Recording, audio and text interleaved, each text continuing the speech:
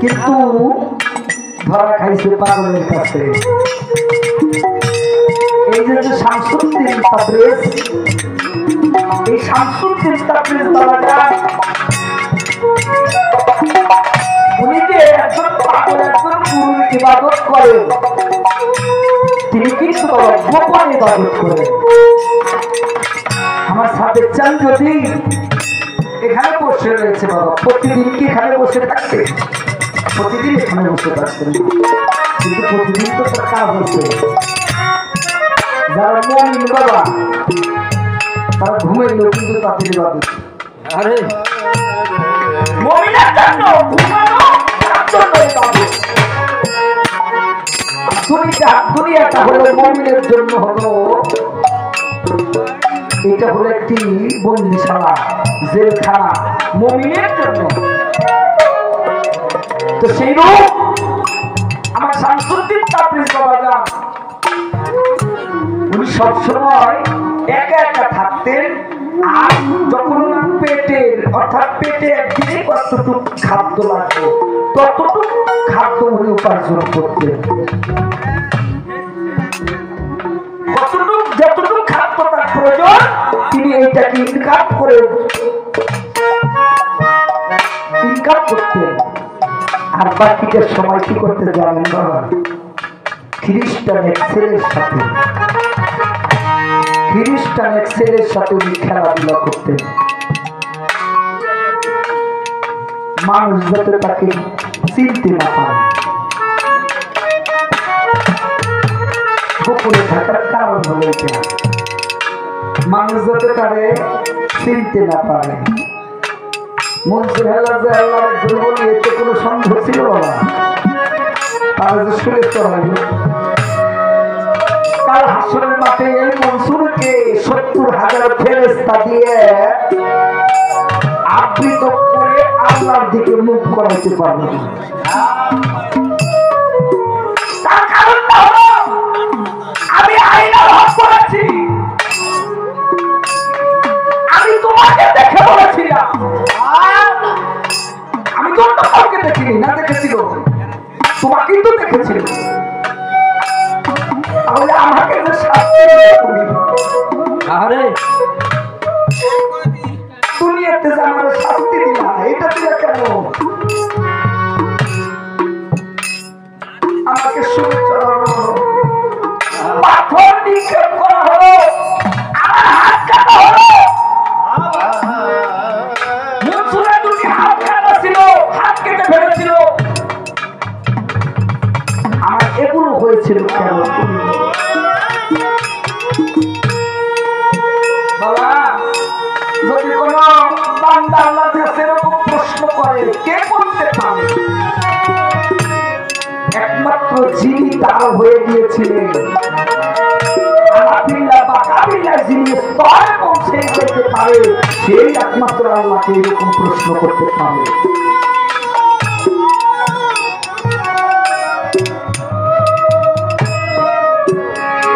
বাবা,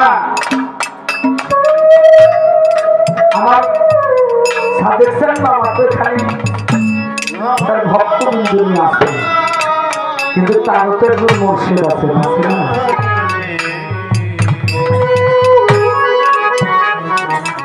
তিনি তো তার অপেক্ষায় বসে রয়েছেন। আমার সেটা আমাকে কখন দিদার রাহি, এই দিদারই রাহি দেওয়ার জন্য তিনি তার মুর্শিদ হাসেম সৃষ্টি, আমার হাসেম চামের ভালো দরদি। কখন আমার হাসেম সারা মাকে এক নজর দেখতে আসবে, আমার হাসেম চামের অপেক্ষায় পৃথিবীতে। বাবা, গুরু যিনি তিনি বুঝে তার ভক্তের কি জানা। দোলন সরকার বলেছে আমির কষ্ট প্রেম করেছে জগতের মধ্যে একমাত্র গুরু শিষ্যের রূপ ধারণ করতে পারছে, বাকিরা পেরেছে।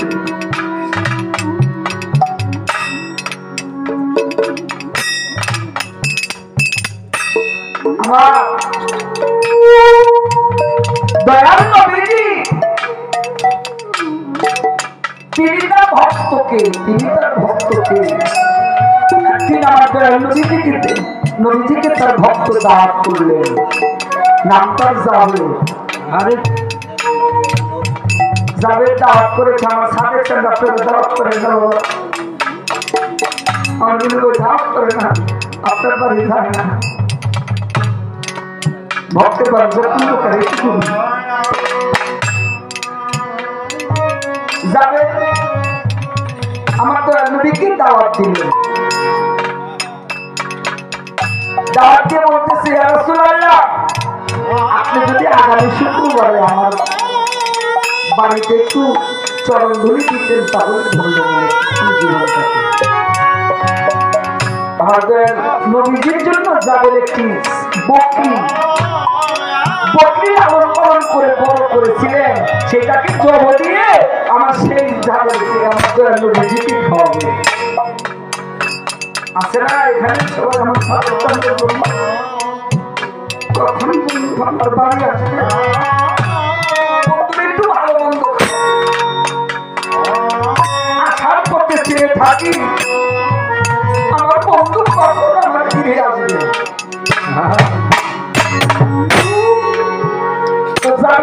বাবা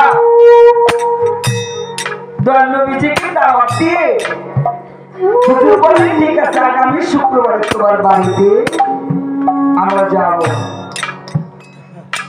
দেখে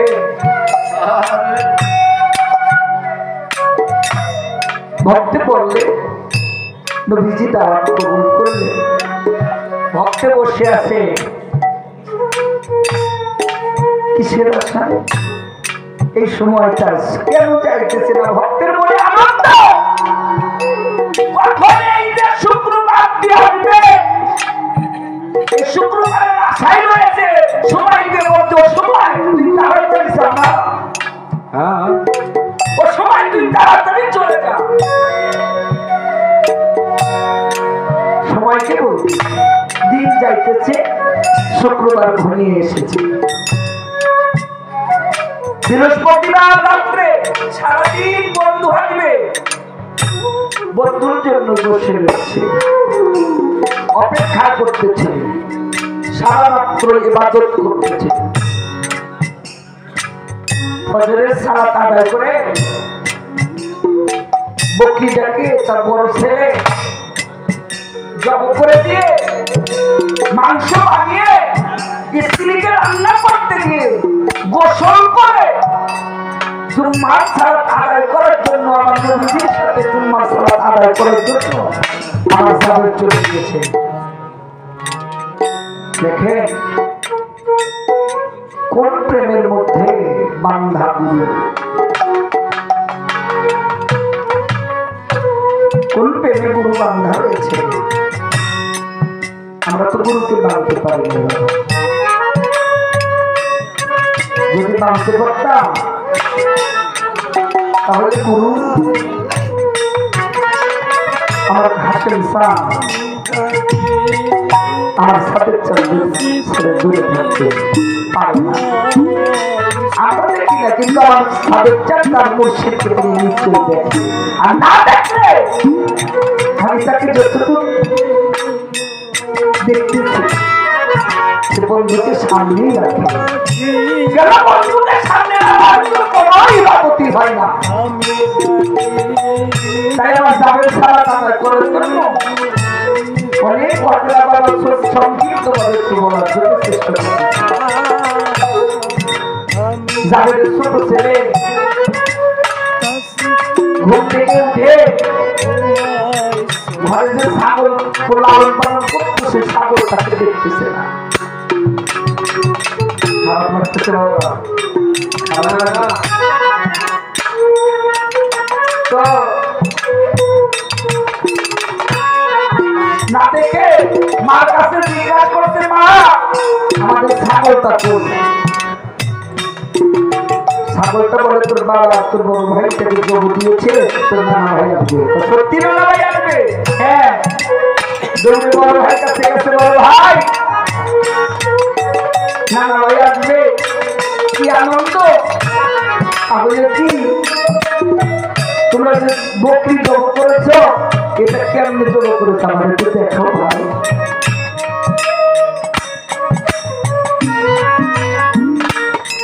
জবকর্মে করেছে বলতেছে জবকর্মে করেছে তুমি জানো না যাবে বলতে বড় ভাই বলতেছে এমনি করে উনি বলছেন না ভাই ছুরি দিয়ে দেখাইতে হবে যখন ছুরি আনে ঘর থেকে এনে বলে ভাই এমনি করে আমাকে আগে শোয়াও ছাগল যেমনি করে শোয়াইছিল আমাকে তেমনি করে শোয়াও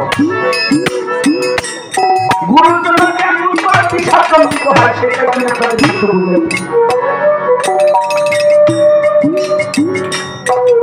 ছোট ভাই শুনলে বড় ভাই ছুরিতে একটা উল্টো ফিরে চালাইতেছে না ভাই ছুরি তো উল্টো ফিরে চালাইছে ছাগল যেমনি করে জমা করেছে তেমনি করে আর তা বলেছিল ছাগল জমি করার জন্য সময় তাই করো তুমি বিসমিল্লাহির রহমানির রহিম বলে বলতে যখন সদর থেকে ছুরিটাকে পড়ে দিলেন ছোট ভাই এই গলা কেটে গেল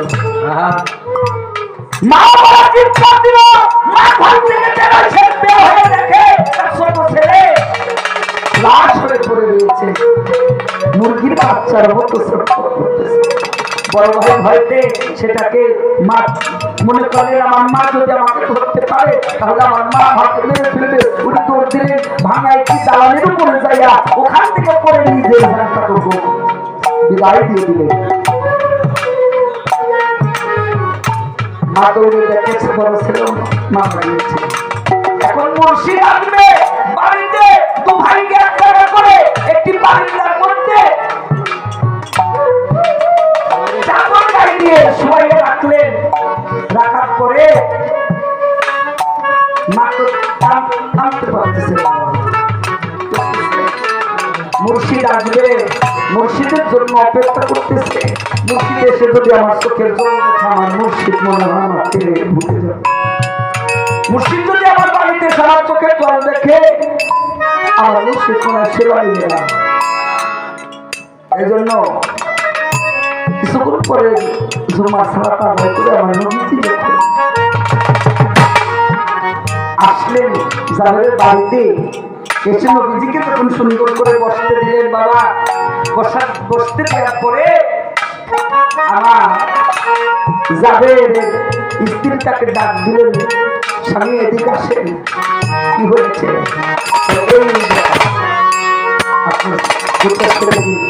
মৃত্যুবরণ করেছে, কিন্তু বাড়িতে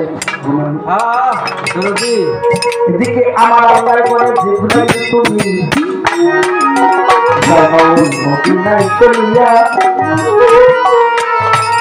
আমার বন্ধুদের বাড়ির দিচ্ছে ছাড়া খানা জানো মুখে মায়ের হইতে দিয়া। আমার বন্ধুরা দুই সন্তান ছাড়া যেন খানা মুখে না দেয়,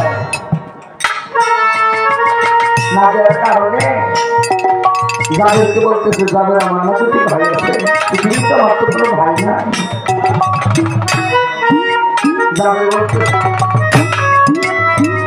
যাবে বলতেছে হুজুর ওরা মাঠে খেলতে গেছে, কয় না আমার কাছে খবর হচ্ছে আমি যেন ভাই খানা না খাই। বলেছে যাবে তুমি তো জানো না আমার পৃথিবীতে মা নেই, আমার বাবা নেই, আমার তো ভাই নেই, তোমার দুটি সন্তান আমার ভাই। তাই কি করছে নায়িকা মাতা নায়িকা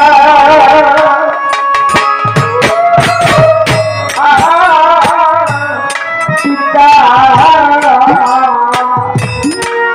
তবে আমার নাই গোতরের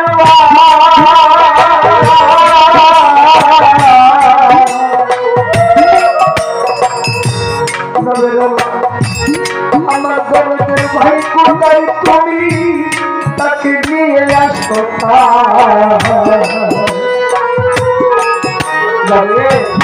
তুমি আমার ভাইকে দু চোখের পানি ছেড়ে দিয়ে বলে আমার দুটি সন্তান মারা পড়তে যায়, আমার দুটি সন্তান মারা গিয়েছে। তারা এই ব্যাপার যে ঘটনাগুলো বললাম এই ঘটনার কথা বললেন, বলে না নিয়ে আসে আমার নবীজির হাতে পানি নেয়। ওনার হাত রহমতের হাত যখন পানি ছিটে দিয়ে সে লাশের উপর ছিটে দিল, দুই ভাই আবার আল্লাহ পাক জীবিত করে দিলেন। বলে দুই ভাইকে নিয়ে খানা তাই বুঝে গুরু গুরু যদি ভক্তকে দয়া না করে কখনো ভক্ত চলতে পারে না। এই জন্য বাবা গুরু প্রেম গুরু কি জিনিস এটাকে হৃদয়ে ধারণ করতে হবে। তাই আমরা সবাই ভক্ত, আমরা আমার সাথে চালিয়ে যান। আমরা যদি বিপদে পড়ি তুমি যেন আমাদেরকে না ফেলে সবাই এক কথা। আমার ভক্তি যারা এখানে আছেন আমার সাথে চালিয়ে আপনি দয়া করে বলতেছে কি বলে তুমি সদাই দিও দেখা ও হাসে আমার বলে তুমি সদাই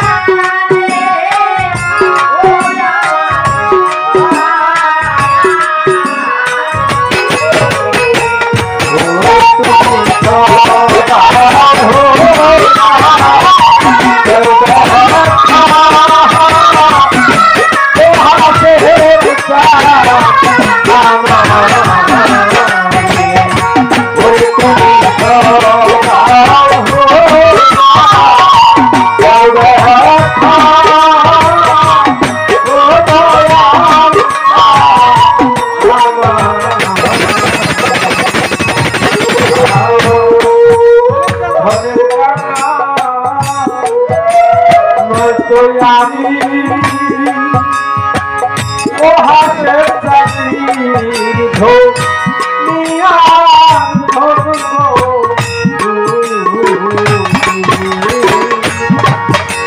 ধনের কান্দা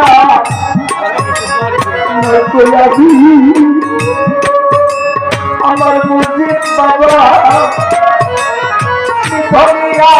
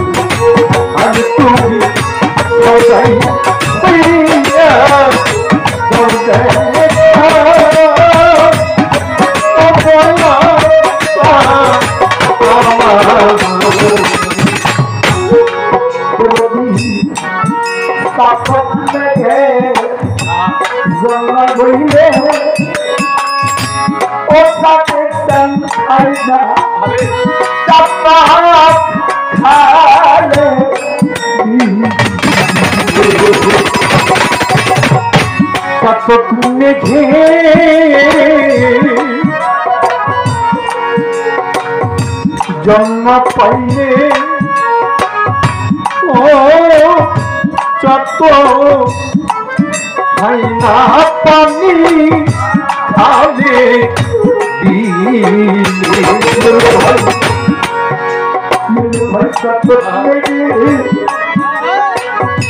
জন্ম পাইলে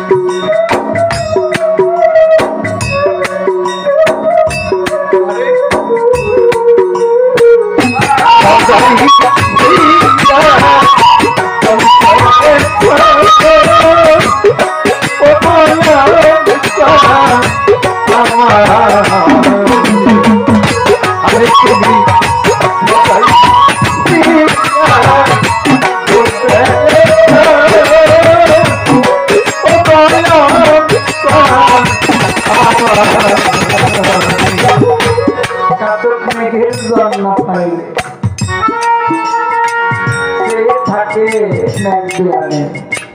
একটি বছর পরে এই আগুন অনুষ্ঠিত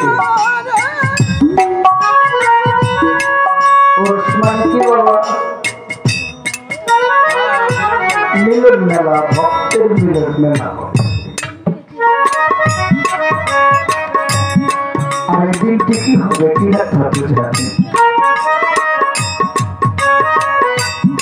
হয়তো আগামী বর্ষে এসে আমি দয়ালকে দেখতে পাবো, নয়তো আমি পৃথিবী থেকে আমি হয়তো দুনিয়াতে থাকে।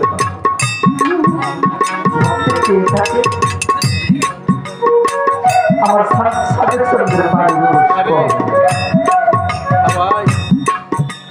একটি বছর, এই একটি বছর কত কষ্টের ঘাটতে যে গুরুর সাথে কালেকশন করতে পেরেছে। সাধু কালিম সাহেব বলেছে, গুরুর বাড়ি শিষ্যের বাড়ি, তুই বিনে তোমার কারণে উঠলে ছায়া, গুরুর কারণে উঠলে ছায়া, তোর কারণে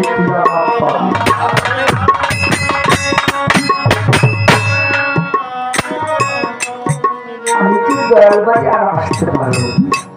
এই জন্য কবি বলেছে, শেষে কি বলেছে,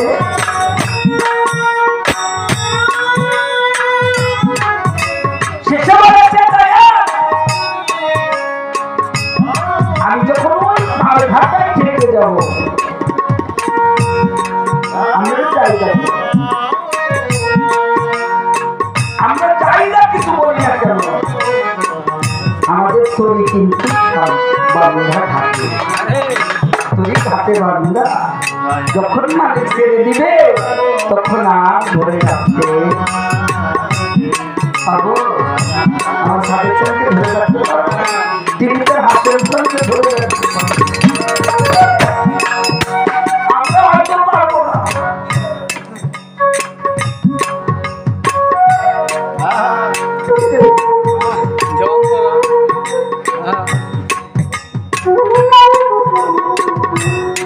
তাই ঘাটের মধ্যে বলেছে, তারা বড় দুঃখী আমার সাথে শুধু আছে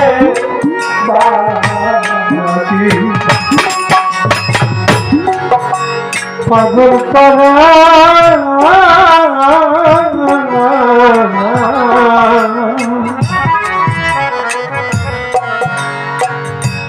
বড় দুঃখী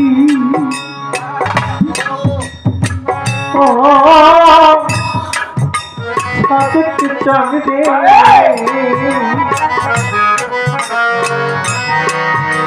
আজকে শুধু মরুর বাতাল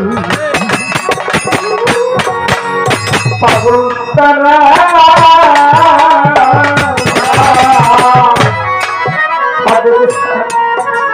বড় দুঃখী ও তুমরে মানুষ শুধু আছে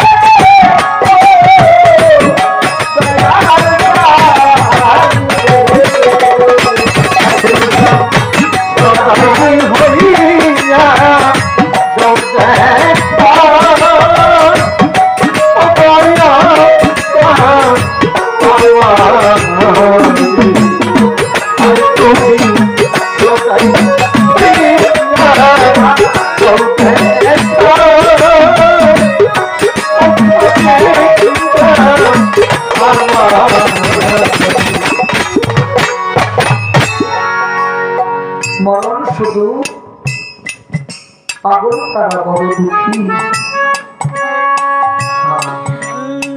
মরণ শুধু আছে বাকি, যেদিন উড়ে যাবে আমার এই প্রাণ পাখি। বন্ধু ও বন্ধু আমার সাথে চা, নিজের হাতে এসে বন্ধু আমাকে তোমার করে দিও। আজরাইল হয়ে তুমি আমার জানটাকে করো, আমি তোমার অধীন,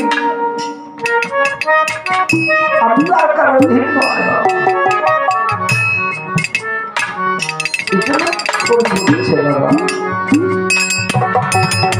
আমার যেদিন শেষে যাত্রা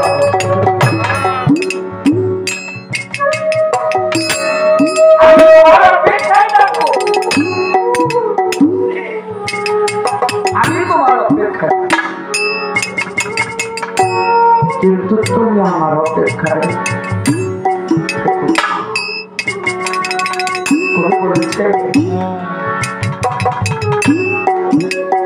আমি শিল্পী স্মরণ করে বলেছি কি বলে, কবি দেখুন